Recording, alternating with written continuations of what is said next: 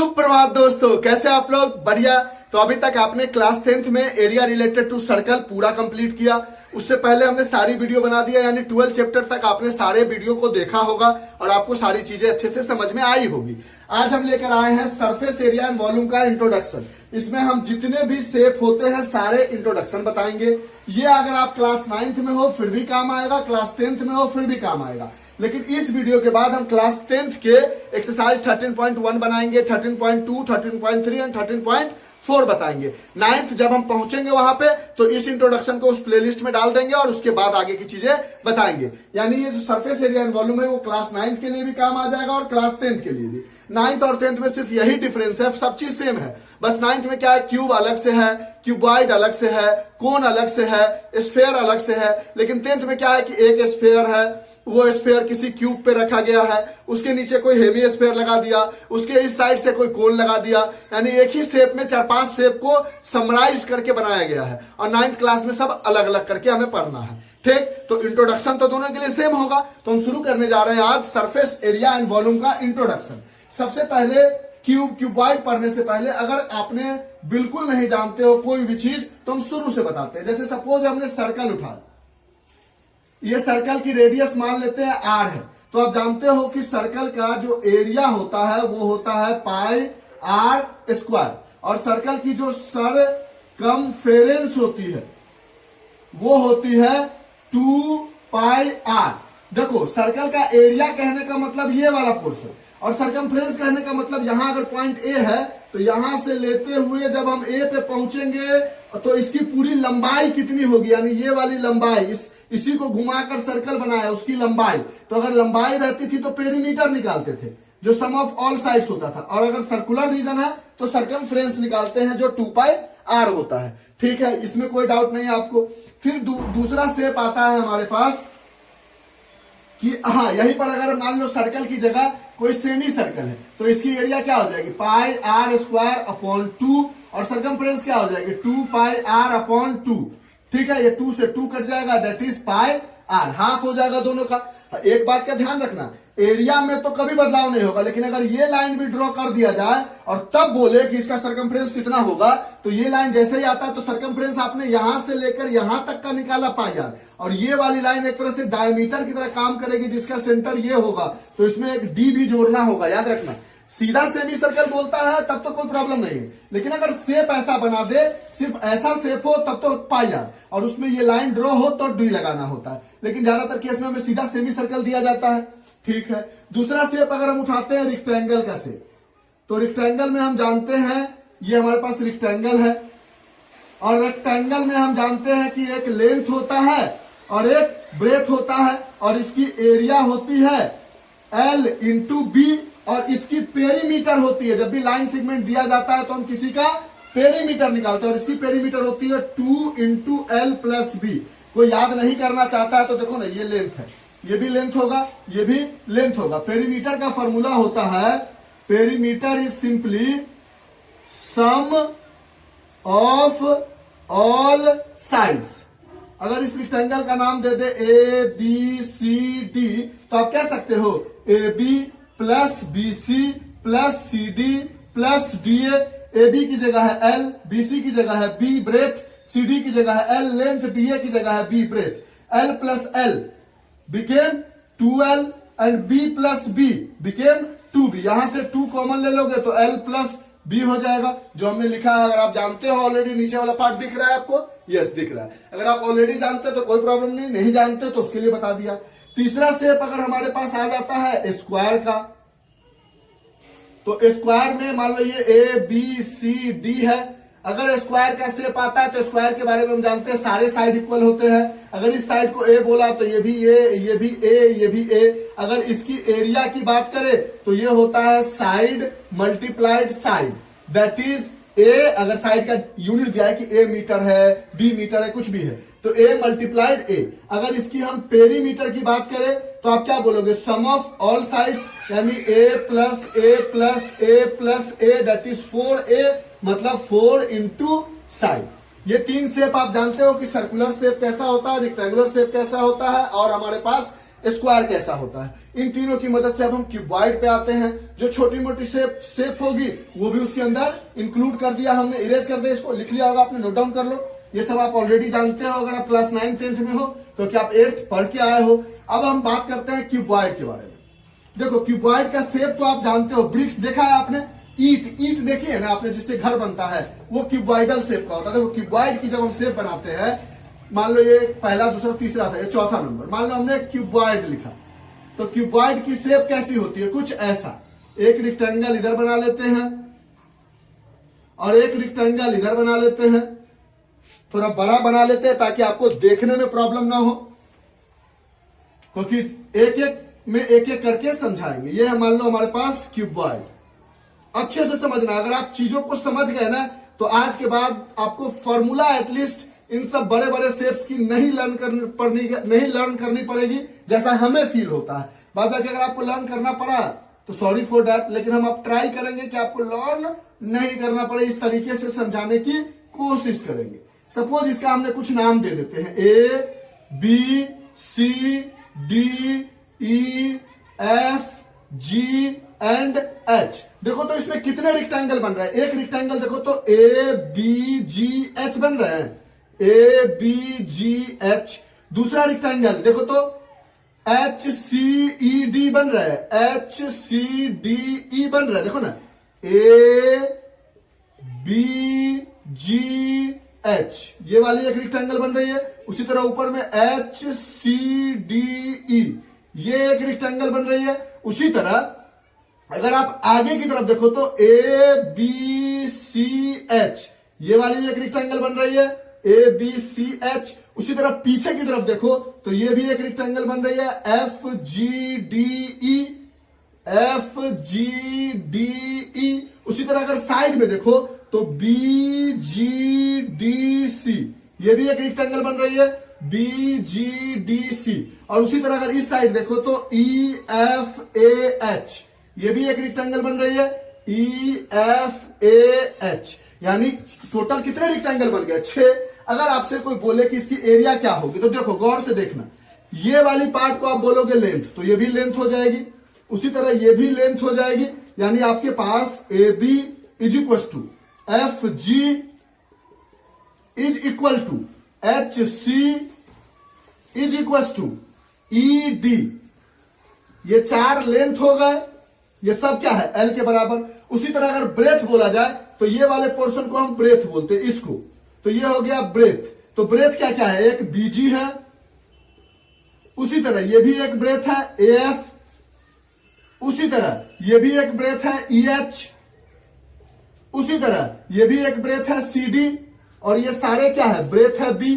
उसी तरह हाइट ये BC है, ये वाली चीज क्या है, हाइट है। तो अगर आप बोलो BC अगर हाइट है तो उसी तरह यहां पर EF भी एक हाइट हो जाएगा, उसी तरह यहां पर AH भी एक हाइट हो जाएगा, और उसी तरह यहां पर DG भी एक हाइट हो जाएगी, इज इक्वल टू हाइट। अगर सबसे पहला आपसे सवाल पूछता है कि बताइए इस क्यूबॉइड की पेरीमीटर क्या होगी, तो आप बोलोगे सम ऑफ ऑल साइड, यानी बोलोगे AB plus FG plus HC plus ED plus BG plus AF plus EH plus CD plus BC plus EF plus AH plus DG। अब ये AB क्या है L, FG क्या है L, HC क्या है L, ED क्या है L, प्लस BG क्या है ब्रेथ, AF क्या है ब्रेथ, EH क्या है ब्रेथ, CD क्या है ब्रेथ, फिर BC क्या है हाइट, EF क्या है हाइट, AH क्या है हाइट, और DG क्या है हाइट। यानी यहां से मिल गया 4 टाइम्स L, 4 बार L है तो 4 times L plus 4 times breadth plus 4 times height. 4 is taken as common, L plus B plus H। कोई प्रॉब्लम? तो ये हो गया क्यूबॉइड की पेरीमीटर। अगर आपसे कोई बोले क्यूबॉइड का एरिया बताइए तो कैसे बताएंगे, तो आप बोलोगे एरिया ऑफ क्यूबॉइड। क्यूबॉइड की एरिया में क्या बोलोगे, भाई इसमें 6 रेक्टेंगल बन रहा है, 6 रेक्टेंगल का एरिया लिख देते हैं, तो आप लिखोगे एरिया ऑफ रेक्टेंगल। कौन कौन से 6 रेक्टेंगल बन रहे हैं, ABGH plus HCDE plus ABCH plus FGDE plus BGDC plus EFAH, यही तो 6 रेक्टेंगल बन रहा है, इसलिए तो हमने पहले बना लिया। वो पार्ट दिख रहा है आपको? हाँ, अच्छे से दिख रहा है। अब गौर से देखना, ABGH इसकी एरिया क्या है? लेंथ और ब्रेथ से बन रही है, तो L इंटू बी है इसकी एरिया। अच्छा, HCDE की एरिया क्या है? ये लेंथ, ये ब्रेथ, यानी ये भी लेंथ इंटू ब्रेथ से बन रही है। अच्छा, अब ABCH इसमें क्या क्या आ रहा है? लेंथ आ रहा है और हाइट आ रहा है, तो लेंथ इंटू हाइट। अगर FG पीछे वाला FGDE देखो, तो इसमें भी क्या आ रहा है? लेंथ आ रहा है और हाइट आ रहा है, तो इसकी भी एरिया L इंटू एच हो जाएगी। उसी तरह BGDC देखो, BGDC ये वाली चीज में क्या क्या आ रही है? ब्रेथ आ रही है और हाइट आ रही है, यानी ब्रेथ इंटू हाइट। और सेम उसी तरह इस साइड देखोगे तो इसमें भी ये ब्रेथ है और ये वाली पोर्शन हाइट है, तो ब्रेथ और हाइट आ रही है इस रेक्टेंगल में, तो ये रेक्टेंगल की एरिया क्या हो जाएगी? Breath into height. बोलो, यहां तक चीजें समझ में आई? अरे भाई, L इंटू बी होता है। अब L की जगह अगर हमारे पास ब्रेथ और हाइट है तो ब्रेथ इंटू हाइट हो जाएगी ना। तो अब यहां से लिख सकते हो आप, ऊपर वाला पोर्शन इरेज कर दे कि ये 9th क्लास का है, 10th क्लास का है, सरफेस एंड वॉल्यूम का इंट्रोडक्शन है। तो यहां से आप कह सकते हो कि area of cuboid is equal to area of ABGH L into B, L into B LB plus ये LB plus ABCH LH plus दो बार, फिर उसके बाद DCH BH plus EFAH BH। यहां से आपको क्या मिल गया? 2 times LB plus 2 times LH plus 2 times BH। यहां से 2 कॉमन ले लोगे तो क्या हो जाएगा? LB plus LH plus BH। देखो, अगर आपको फॉर्मूला नहीं लर्न करना था तो हमने तरीका बताया कि कैसे 6 रेक्टेंगल के एरिया को जोड़ दिया तो एरिया ऑफ क्यूबॉइड मिल गया, और हर रेक्टेंगल की इंडिविजुअल एरिया लिख दी और उसको ऐड किया तो 2 into LB plus LH plus BH आ गया एरिया ऑफ क्यूबॉइड। और पेरीमीटर में हमने सम ऑफ ऑल साइड कर दी तो हमें मिल गया। यहां तक कोई दिक्कत है?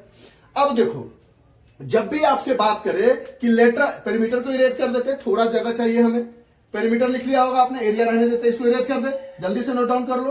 ठीक, अब अगर आपसे कोई बोले लेटरल सरफेस एरिया या कर्व सरफेस एरिया या एरिया ऑफ फोर वॉल, अगर क्यूबॉइड के केस में कोई आपसे पूछे लेटरल सरफेस एरिया, ये जो एरिया हमने निकाला ये है total surface area of a cuboid. ये कैसा है? टोटल, पूरा क्यूबॉइड का एरिया। अगर आपसे कोई पूछ दे lateral surface area of cuboid या curved surface area of cuboid या एरिया ऑफ फोर वॉल, ठीक, तो कैसे निकालेंगे? देखो, अब इसको और बच्चों की तरह समझाते हैं। किसी भी रूम में आप चले जाओ, किसी भी कमरे में होते हो तो क्या होता है? एक छत होती है और एक फ्लोर होती है। तो छत की एरिया LB, फ्लोर की area LB plus LB 2LB। एक छोटी वॉल होती है इधर इधर और एक बड़ी वॉल होती है इधर इधर, या इधर छोटी वॉल, समझ रहे हो ना? क्यूबॉइडल शेप का घर होता है, ऊपर नीचे का एरिया LB, इधर साइड वाले का एरिया BH और इधर साइड वाले का एरिया LH। तो एरिया ऑफ फोर वॉल में क्या होगा? एक दीवार ये, एक दीवार इधर होगी, एक दीवार इधर होगी, एक दीवार इधर होगी, यानी ऊपर नीचे को हटा देना है। और ऊपर भी क्या है? LB और नीचे भी क्या है? LB। तो LB को हटा देना है, यानी 2LB को हटा देना है। तो एरिया ऑफ फोर वॉल में अगर 2LB हटा देते हो तो क्या बचेगा आपके पास? 2LB को अगर आपने हटा दिया तो बचा 2LH प्लस 2BH बचा, और इसमें से अगर 2H को कॉमन ले लो तो क्या बचेगा? L plus B। इसको सजा के लिखो तो लिख सकते हो 2 into L plus B into H, और 2 इंटू L प्लस B को बोल सकते हो perimeter of rectangle multiplied by height, and this is the curve surface area और एरिया ऑफ फोर वॉल और lateral surface area of a cuboid. फिर से समझ लो, ऊपर वाले फ्लोर को सीलिंग जो होती है, सीलिंग, उसको LB बोलो, जो फ्लोर होती है उसको भी LB बोलो। तो LB 2LB, जो छोटी वाली वॉल होती है उसको BH BH बोलो, तो 2BH BH plus BH 2BH, और जो बड़ी वाली वॉल है उसको बोलो LH, तो LH प्लस LH 2LH, तो क्या हो गया 2BH 2LB 2LH LB, फिर से 2LB 2BH 2LH 2LB 2BH 2LH। Area of 4 wall या कर्व सरफेस एरिया यानी 4 दीवार की एरिया, यानी LB और LB को हटा दिया, 2LB हटा दिया, 2LH प्लस 2BH आ गया। बोलो समझ में आ गया? क्यूबॉइड को कभी भी रूम में रख के आप समझ सकते हो। कहीं पे कोई कह देता कि if there is a tank in the shape of cuboid whose upper portion is open whose top is open, यानी आपके पास क्या एरिया हो जाता? टॉप अगर किसी का ओपन कर दो, अगर आपको पूछ दिया जाए कि किसी का टॉप ओपन है और वो क्यूबॉइड की शेप की है, बताओ इसका एरिया क्या होगा? तो बोलोगे टॉप ओपन है सर। अच्छा, एक LB हट गया, नीचे वाले का एरिया LB, तो लिख देते हैं सर एक LB बचा, ऊपर वाला एक LB हट गया क्योंकि टॉप खुला हुआ था। ये वाली जो छोटी वॉल है इसकी एरिया BH BH, ये दोनों है तो 2BH, और बड़ी वाली वॉल की एरिया LH LH, ये दोनों वॉल है तो 2LH। तो ये हो गया जब टॉप ओपन हो। कोई बोले कि फ्लोर नहीं है, सिर्फ ये सारी चीजें हैं, नीचे से खुला हुआ, तो फिर एक LB हटा दोगे। समझ रहे हो ना कैसे समझ रहे हैं? छोटी वाली वॉल की एरिया BH, बड़ी वाली वॉल की एरिया LH, और ऊपर नीचे की area LB। According to that आप एरिया निकाल लिया, आपने कर्व सरफेस एरिया निकाल लिया, और टॉप ओपन होगा तब एरिया निकाल लिया। अच्छा, यहां तक कोई दिक्कत? इरेज करें इन सब पार्ट को, लिख लो, आप नोट डाउन कर लो। जो भी चीज हम बोलते हैं उसको गौर से समझोगे तो आपको चीजें समझ में आ जाएगी, प्रॉब्लम नहीं होगा। अब दुनिया में किसी भी चीज का अगर आपके पास वॉल्यूम पूछा जाए, किसी की भी वॉल्यूम ऑफ एनी शेप पूछा जाए, तो आप बोलोगे बेस एरिया इंटू हाइट। किसी भी चीज की वॉल्यूम पूछी जाएगी तो आप बोलोगे बेस एरिया इंटू हाइट। देखो तो इसका बेस कैसा है? इस घर का बेस कौन सा है? ये है ना, फ्लोर है बेस, और फ्लोर की एरिया क्या है? LB, तो बेस की एरिया L इंटू B, और हाइट क्या है? H, यानी ये ABGF इसकी एरिया, तो इसमें क्या है? L है और B है, और into H। This is the volume of the cuboid. अगर क्यूबॉइड लेते हो तो एनी शेप की जगह अगर यहां पे क्यूबॉइड की बात करो तो ये हो जाएगी बेस एरिया में LB, L इंटू B, और हाइट की जगह H। बेस क्या है? फ्लोर और सीलिंग की एरिया LB, छोटे वाले वॉल की एरिया BH, और बड़े वाले वॉल की एरिया LH। समझ गए बात को?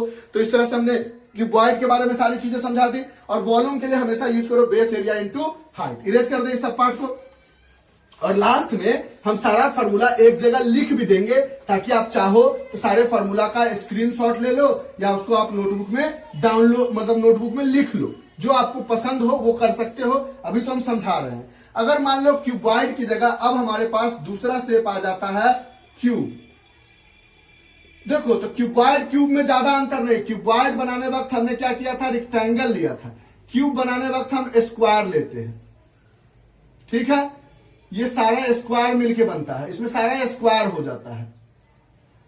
ठीक, इसका L भी सेम रहता है, B भी सेम रहता है, और H भी सेम रहता है, यानी सब बराबर होता है। सब ये ए सब बराबर। यानी अगर इससे कोई पूछे कि पेरीमीटर बताइए क्यूब का, तो आप क्या बोलोगे? 1 side, 2 side, 3 side, 4 side, 5 side, 6 side, 7, 8, 9, 10, 11 और 12 साइड है टोटल। है 12 साइड, देखा था आपने? 4 बार L था, क्या था? 4 टाइम्स L था, 4 टाइम्स B था, और 4 टाइम्स H था। यहां भी L भी वही है, यहां पर L is equal to B equal to H, सब बराबर है। तो सब की जगह हमने A मान लिया है, तो यहां लिख सकते हो 4A plus 4A plus 4A कितना हो जाएगा? 12A, यानी 12 इंटू साइड। A मतलब क्या है? A बराबर हमने साइड माना है, जो सब बराबर है, ठीक है? फिर इसकी अगर कोई पूछे कि एरिया बताइए, यानी टोटल सरफेस एरिया बताइए, तो उसमें क्या निकाला था आपने? 2LB plus BH plus LH। यहां पर L भी वही है, B भी वही है, H भी वही है, दिखाया हमने। तो लिख लोगे 2L और B की जगह A into A plus A into A plus A into A। ये क्या बन जाएगा? 2 into A square plus A square plus A square, that is 2 into 3A square, that is 6A square, that is 6 into A की जगह क्या है? जो भी साइड की वैल्यू है, यानी जो भी क्यूब का ये साइड का लेंथ दिया गया होगा, एज दिया गया होगा, एज लिखे, या लेंथ लिखे, कुछ भी लिखे, उसके अकॉर्डिंग काम कर लोगे, ठीक है। तो सेम चीज होगा। तो देखो 6a² आ गया। अगर आपसे कोई बोले कि एरिया ऑफ 4 वॉल बताइए क्यूब में, या lateral surface area of cube बताइए, या curved surface area of cube बताइए, तो आप क्या बोलोगे कि जब हमने lateral surface area of cuboid निकाला था तो हमारे पास आया था 2LH रह गया था और BH हो गया था, ऊपर नीचे वाला LB हट गया था। तो यहां से 2L भी वही है, H भी वही है, B भी वही है, तो A into A plus A into A that is 2A² plus A² that is 2 into 2A² that is 4A² that is 4 into side square. ये नीचे वाला पोर्शन दिख रहा है आपको? यस, यहां तक समझ में आया। फिर आपसे अगर कोई बोलता है कि वॉल्यूम ऑफ क्यूबॉइड बताइए, वॉल्यूम बताइए, तो बेस एरिया, बेस कैसा है? स्क्वायर है, और स्क्वायर की एरिया क्या होती है? साइड इंटू साइड, यानी A इंटू A, और हाइट भी क्या है? A है, तो A, तो क्या आ जाता है? A cube that is side whole cube, जो भी साइड की वैल्यू होगी उसकी क्यूब हो जाएगी। तो आपने total surface area, perimeter area, curve surface area और वॉल्यूम सब क्यूबॉइड से को रिलेट करके समझ लिया, यानी क्यूबॉइड समझ में आ गया। तो आप बोलोगे क्यूबॉइड के लिए ऊपर LB, और क्यूब के लिए ऊपर भी A², नीचे भी A², ये भी A², मतलब साइड इंटू साइड, यानी side square, side square, side square, side square, side square, side square, 6 बार। देखो ना, 1 2 3 4 5 6, यानी 6 side square, 6 into side square. 4 wall बोले तो 4 दीवार है, तो 4 इंटू साइड स्क्वायर, ठीक है। और अगर क्यूबॉइड होगी तो LB LB BH BH BH LH LH, यानी 2LB 2BH 2LH। समझ गए बात को? तो क्यूब और क्यूबॉइड में हमने आपको सारी चीजें समझा दी। इसको आप नोट डाउन करो जल्दी से, कोई भी डाउट होता है तो आप पूछ सकते हो, यहां तक कोई दिक्कत नहीं है। नोट डाउन करो, फिर आगे बताते हैं हम। लिख लिया होगा आपने, अब इससे आगे बढ़े। समझ में आया यहां तक? अब देखो, क्यूब समझ में आ गया, क्यूबॉइड समझ में आ गया। अब हम बात करने जा रहे हैं सिलेंडर के बारे में, ठीक है। सिलेंडर का थोड़ा याद करना पड़ेगा, फिर भी हम समझाने की कोशिश करते हैं। देखो, सिलेंडर का शेप, और लास्ट में हम पूरा फॉर्मूला लिख देंगे, इसलिए घबराने की जरूरत नहीं है। सब एक जगह चार्ट बना के आपको लिख देंगे, पहले समझा देते हैं। अब तीसरा नेक्स्ट शेप का बात करते हैं, that is cylinder. Cylindrical shape कुछ ऐसा होता है, ये ऐसा सिलेंडर बना होता है। सिलेंडर में देखो, ये वाला पोर्शन को बोलते हो आप रेडियस, और इसको बोलते हो आप हाइट। ये भी रेडियस है और ये भी हाइट है, ये भी तो हाइट ही है ना, ये और ये तो सेम है, हाइट है। तो देखो, अगर सिलेंडर के ऊपर वाले पोर्शन और नीचे वाले पोर्शन को हटाते हो ना, इस वाले पोर्शन की एरिया होती है 2πRH, ऊपर नीचे को हटा के। तो अगर आपसे कोई पूछे total surface area of cylinder, तो आप बोलोगे कि ये वाला पोर्शन, यानी ये बीच वाले पोर्शन, ऊपर वाले सर्कल और नीचे वाले सर्कल को हटाकर 2πRH, और इस सर्कल की एरिया क्या होगी? πr², और इस सर्कल की भी एरिया क्या होगी? πr²। आपको सिर्फ बीच वाला का शेप का एरिया याद रखना पड़ेगा, 2πRH। क्यों होता है? क्योंकि ये भी एक सर्कुलर होता है, 2π के लॉन्ग घूमता है, जिसमें रेडियस और हाइट होती है। उतना डिटेल नहीं जानो, सिर्फ इसका ये वाला एरिया याद रख लो कि नीचे का सर्कुलर रीजन और ऊपर का सर्कुलर रीजन को अगर हटा देते हो तो ये एरिया होती है। तो टोटल सरफेस एरिया में क्या होगा? ये बीच वाला एरिया 2πRH, नीचे का एरिया πr², और ऊपर का एरिया, क्योंकि सर्कुलर रीजन है नीचे ऊपर, तो πr²। यहां से क्या हो जाएगा? 2πRH plus 2πr²। यहां से 2πr कॉमन लोगे तो क्या हो जाएगा? H प्लस R, ठीक है। अगर कोई बोले कर्व्ड सरफेस एरिया या लेटरल सरफेस एरिया, इसमें कोई एरिया 4 वॉल थोड़ी बोलेगा, 4 दीवार थोड़ी है इसमें। तो अगर कोई कर्व सरफेस एरिया या lateral surface area of cylinder बोले, तो आप बोलोगे ऊपर वाला और नीचे वाले को हटाकर, तो यही बचता है। तो इसकी कर्व सरफेस एरिया होती है 2πRH, ठीक है। कोई बोले सर इसका वॉल्यूम बताइए, वॉल्यूम के लिए सेम लॉजिक, बेस एरिया किसी का भी पूछे तो, और इंटू हाइट। बेस कैसा दिख रहा है इसका? सर्कुलर दिख रहा है, और सर्कल का एरिया क्या होता है? πr², यानी बेस की एरिया है πr², और हाइट की जगह है h, दैट इज πr²h। कोई प्रॉब्लम? अगर इसी की जगह हम कोण उठा के ले आए, ये वाली कोण, देखो इस कोण में समझना बातों को, इसको पहले आप लिख लो, इसको इरेज करते हैं फिर कोण समझाते हैं, यहां तक कोई दिक्कत। यानी सिलेंडर का टोटल सरफेस एरिया आपने देख लिया कि बीच का एरिया 2 पाई आर एच, ऊपर में भी सर्कुलर नीचे भी सर्कुलर, तो 1 pi r square plus pi r square जोड़ा और उसमें से कुछ कॉमन लेके बना लिया 2 pi R H plus are. और कर्व सरफेस एरिया में ऊपर और नीचे हटाकर 2 पाई आर एच। वॉल्यूम के लिए वही लॉजिक, बेस की एरिया, बेस है सर्कुलर तो पाई आर स्क्वायर इंटू एच। अब हम आते हैं कोण पे, इरेज करें इसको। अब हम कोण की बात करते हैं, उसके बाद स्फीयर फिर हेमीस्फीयर की बात कर लेंगे। कोण में देखो कोण कुछ ऐसा बना होता है, कोण को समझना पड़ेगा अच्छे से। नेक्स्ट है हमारे पास कोण। कोण की शेप कुछ ऐसी होती है, देखो कोनिकल आइसक्रीम नहीं खाया, बोलते हैं भैया कॉर्निटो दो, तो ऐसा ही कोण तो बना होता है, ऐसे ही आइसक्रीम होता है। आप आइसक्रीम खाते हो वो कुछ ऐसा होता है, ऐसे आइसक्रीम खाते हो, इसी में ना आइसक्रीम भरता है, ये जगह खाली होता है इसमें आइसक्रीम डालता है, ऐसे ऐसे खाते हो कॉर्निटो, तो ये कोण है।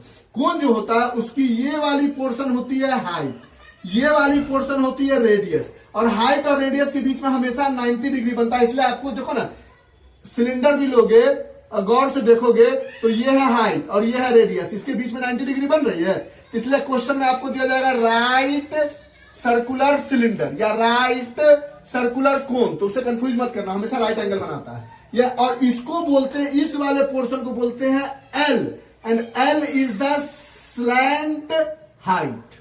एल क्या होता है?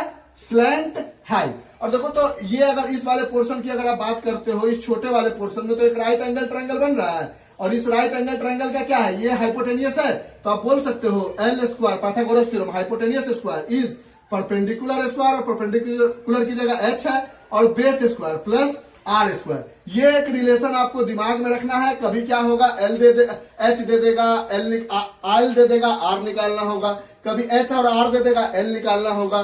देखो ना, यहां से कुछ भी निकाल सकते हो, h square is equal to l square minus r square, या r square is equal to l square minus h square. इसमें से कोई एक चीज दी जाएगी, दो चीज दी जाएगी, एक चीज निकालना होगा। इसकी अगर हम टोटल सरफेस एरिया की बात करें, total surface area of cone, तो इसकी टोटल सरफेस एरिया होती है, नीचे वाला पोर्शन को छोड़कर सिर्फ इसका एरिया होता है पाई आर एल, और नीचे में कैसा रीजन है? सर्कुलर रीजन है, तो प्लस पाई आर स्क्वायर। इन दोनों में से पाई आर कॉमन लोगे तो एल प्लस आर बच जाएगा, that is the total surface area of cone. अगर इसकी हम कर्व सरफेस एरिया या लेटरल सरफेस एरिया की बात करें तो इसमें तो 4 वाल की बात होगी नहीं, तो इस पोर्शन को हटाकर, और जब इस पोर्शन को हटा दोगे तो इसकी एरिया सिर्फ होती है पाई आर एल, तो कर्व सरफेस एरिया हो जाएगी पाई आर एल, आर की जगह रेडियस और एल की जगह स्लैंट हाइट, ठीक। और अगर इसके वॉल्यूम की बात करो तो इसमें थोड़ा अजूबा हो जाता है। अब बोलोगे बेस एरिया क्या है? देखो इसकी हाइट तो एच है, बेस क्या है? सर्कुलर रेडियस आर है, ये स्लैंट हाइट एल है। क्या बोला था हमने वॉल्यूम का फॉर्मूला कि बेस की एरिया लिखो और इंटू हाइट लिखो, तो आप लिखोगे बेस है सर इसका सर्कुलर, तो सर्कुलर की एरिया पाई आर स्क्वायर, यहां तक तो सही है। हाइट की जगह आप लिखोगे 1/3h, क्यों? क्योंकि कहा जाता है कि जो हाइट ऑफ कोन होता है ना, वो होता है 1/3 दी हाइट ऑफ सिलेंडर। सिलेंडर के हाइट से 1/3 हाइट होता है एक कोन का, ठीक। तो इसमें जो कोन की हाइट होगी 1/3h होगी, सीधा h नहीं होगी, तो इसलिए इसका फॉर्मूला बन जाता है 1/3 पाई आर स्क्वायर एच, और सिलेंडर की होती है सिर्फ पाई आर स्क्वायर एच सिलेंडर के लिए वॉल्यूम, और कोन के लिए वॉल्यूम हो जाती है 1/3 पाई आर स्क्वायर एच। तो आपने टोटल सरफेस एरिया देखा पाई आर एल, इस सर्कल को हटाकर ऊपर वाले इस पोर्शन की एरिया, और सर्कल को जोड़ दिया तो टोटल सरफेस एरिया, सर्कल को हटा के लिखा तो कर्व सरफेस एरिया, वॉल्यूम में पाई आर स्क्वायर तो लिखा बेस एरिया, और हाइट की जगह 1/3h लगाया तो ये बन गया 1/3 पाई आर स्क्वायर एच। क्यों? क्योंकि height of the cone is equal to the 1/3 the height of cylinder, ये रूल होता है। अब आते हैं हम स्फीयर पे, इरेज कर दे इसको। और जो पोर्शन आपको थोड़ा बहुत कंफ्यूजन होगा समझने में, उसको बनाते बनाते बनाते बनाते आप जब क्वेश्चन करोगे ना तो सारा फॉर्मूला अपने आप दिमाग में आ जाएगा, फॉर्मूला लर्न नहीं करना पड़ेगा आपको, ठीक है। अब हम बात करते हैं स्फीयर के बारे में।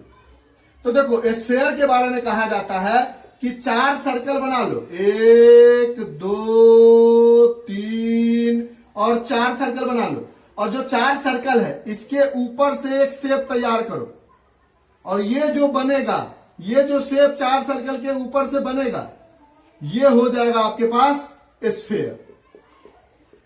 स्फेयर, यानी स्फेयर बनने के लिए 4 सर्कल आपस में ज्वाइंट होते हैं तो स्फेरिकल शेप हमें मिलता है। समझ गए हो? 4 सर्कल बना लो, उसके ऊपर से एक शेप तैयार कर लो, वो शेप को बोलते हो स्फेयर। अब स्फेयर में कोई आपसे पूछे इसकी टोटल सरफेस एरिया क्या होगी, तो एक सर्कल की एरिया क्या होती है, पाई आर स्क्वायर, दूसरे सर्कल की भी एरिया पाई आर स्क्वायर, तीसरे सर्कल की भी एरिया पाई आर स्क्वायर, और चौथे सर्कल की भी एरिया पाई आर स्क्वायर। और क्योंकि स्फेयर 4 सर्कल से बना है तो इसलिए चारों पाई आर स्क्वायर को जोड़ दोगे तो total surface area of sphere मिल जाएगा प्लस पाई आर स्क्वायर, और ये क्या बन जाएगा 4 पाई आर स्क्वायर। तो टोटल सरफेस, अब कर्व सरफेस एरिया देखो ना, सिलेंडर में निकालते थे तो आपके पास ऑप्शन था कि नीचे और ऊपर को हटा सकते हो, कोन में देखते थे तो आपके पास ऑप्शन था कि इसको हटा सकते हो, क्यूबॉइड में देखते थे तो आपके पास ऑप्शन था कि नीचे वाला पोर्शन हटा सकते हो, सीलिंग छोड़ सकते हो, ऊपर टॉप छोड़ सकते हो,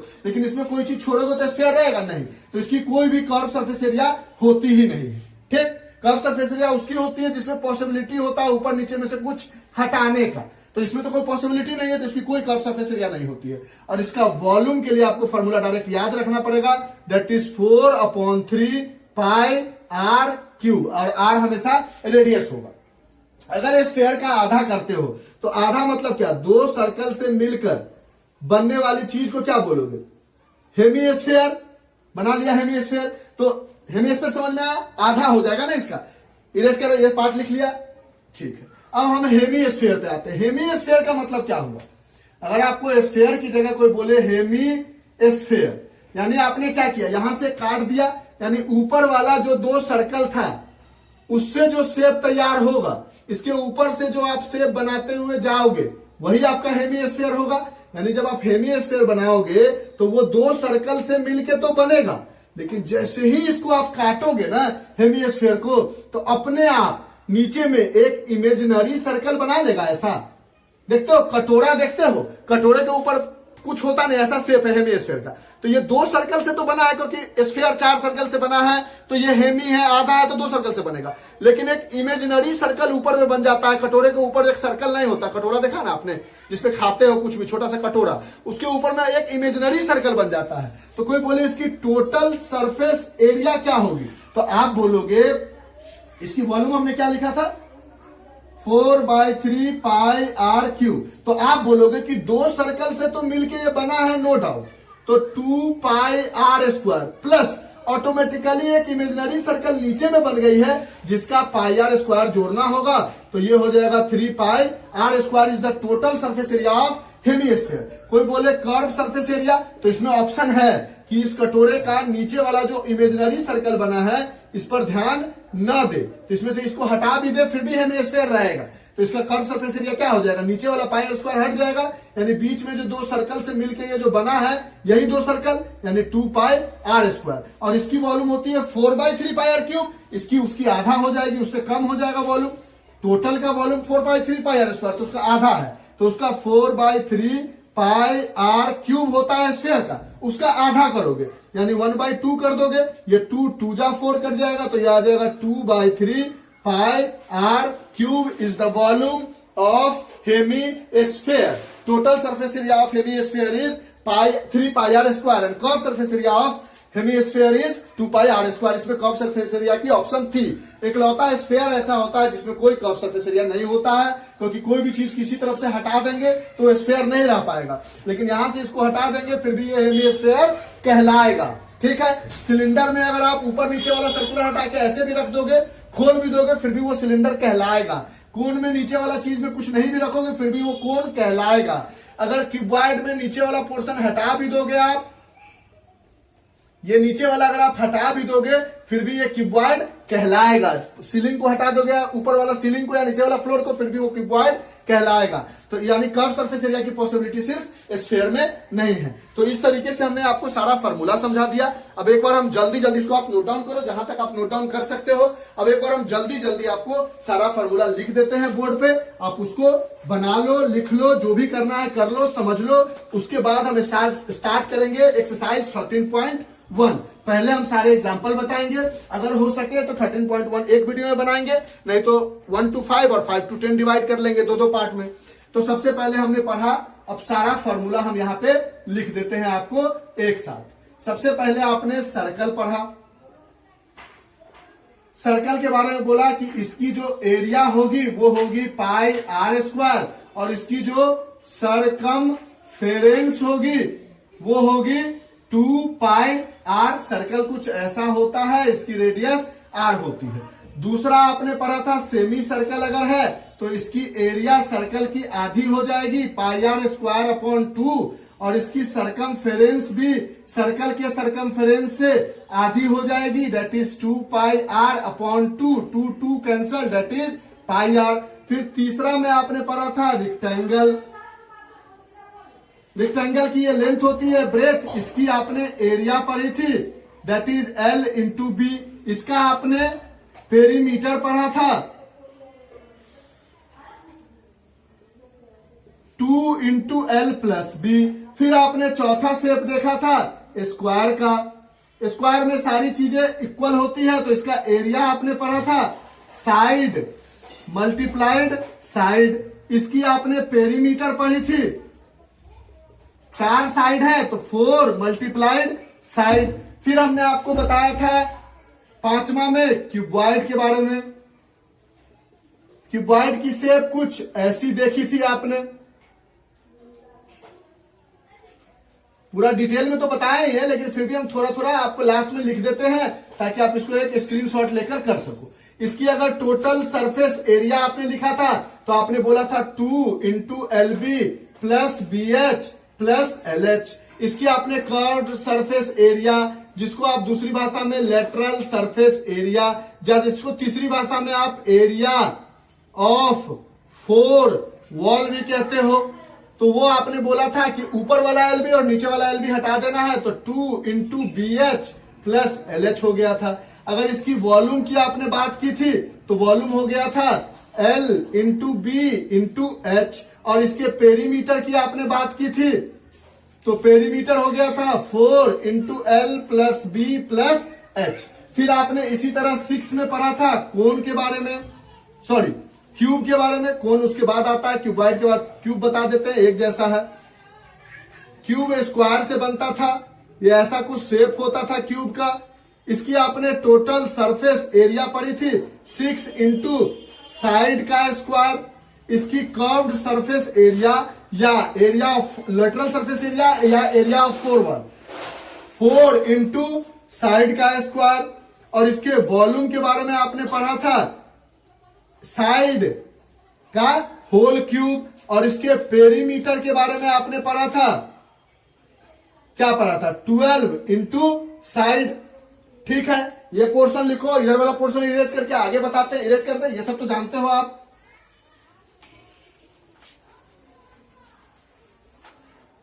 उसके बाद आपने पढ़ा था सिलेंडर के बारे में। नेक्स्ट आपने पढ़ा था 7th नंबर में सिलेंडर। सिलेंडर के बारे में पढ़ा था कि ऐसा कुछ शेप होता है इसका, जिसकी रेडियस होती है और ये हाइट होती है। इसकी टोटल सरफेस एरिया आपने पढ़ा था 2 pi r bracket H plus R, या इसको दूसरे तरीके से 2 pi r H plus 2 pi r square. इसकी कर्व्ड सरफेस एरिया आपने पढ़ी थी 2 पाई आर H। इसकी वॉल्यूम आपने पढ़ी थी पाई आर स्क्वायर H। फिर आपने 8th नंबर पे पढ़ा था कोन। कोन कुछ ऐसा दिख रहा था जिसकी ये स्लैंट हाइट थी, ये हाइट थी और ये रेडियस था। इसका टोटल सरफेस एरिया आपने पढ़ा था pi r L plus pi r square, जिसमें से पाई आर कॉमन लेके L प्लस R भी लिख सकते थे। इसकी कर्व्ड सरफेस एरिया आपने पढ़ी थी पाई आर L। इसमें एक और चीज पढ़ा था आपने, एक रिलेशन कि L square is equal to H square plus R square, जिसमें से कोई दो चीज दी जाएगी, तीसरी चीज निकालनी थी। फिर इसका आपने वॉल्यूम पढ़ा था। वॉल्यूम पढ़ा था आपने 1/3 पाई आर स्क्वायर H, यानी सिलेंडर का जो वॉल्यूम होता है उसका 1/3 होता है। फिर आपने 9th नंबर में पढ़ा था स्फेयर के बारे में, जिसके बारे में बताया था हमने कि 4 सर्कल मिलके एक स्फेयर का निर्माण करता है यानी बनाता है। इसकी टोटल सरफेस एरिया आपने पढ़ी थी 4 पाई आर स्क्वायर। इसमें आपने बोला था कि इसकी कोई कर्व सरफेस एरिया नहीं होती है और इसकी वॉल्यूम आपने पढ़ी थी 4/3 पाई आर क्यूब। फिर आपने पढ़ा था एक हेमीस्फेयर 10th नंबर में। हेमीस्फेयर जो अंदर में दो सर्कल को मिलके बनता है और बाहर एक इमेजिनरी सर्कल बनता है, जिसकी टोटल सरफेस एरिया आपने बोला था 3 पाई आर स्क्वायर होता है, जिसकी कर्व सरफेस एरिया आपने बोला था 2 पाई आर स्क्वायर होता है, और जिसकी वॉल्यूम आपने बोली थी कि half of the volume of sphere that is 2/3 pi are cube. ठीक है, तो यहां तक आपका introduction to surface area and volume होता है कंप्लीट। इसके बाद हम क्लास 10th के लिए एक्सरसाइज 13.1 का एग्जाम्पल और एक्सरसाइज बताएंगे, और जब 9th के हम पढ़ाते पढ़ाते यहां तक पहुंचेंगे तो 9th के लिए भी सारा चैप्टर कंप्लीट करके दिखाएंगे। तो आज के लिए इतना ही। अगर समझ में आया तो थैंक यू, नहीं आया तो कमेंट करो, बाय। आप इसको नोट डाउन कर लो, लास्ट में हमने इसलिए लिख दिया ताकि अगर आपको फॉर्मूला चाहिए तो प्रॉब्लम नहीं होनी चाहिए। अगर आप समझ गए हो तो खुद से कोशिश करो डिराइव करने के लिए। आज के लिए इतना ही, bye, have a nice day, enjoy.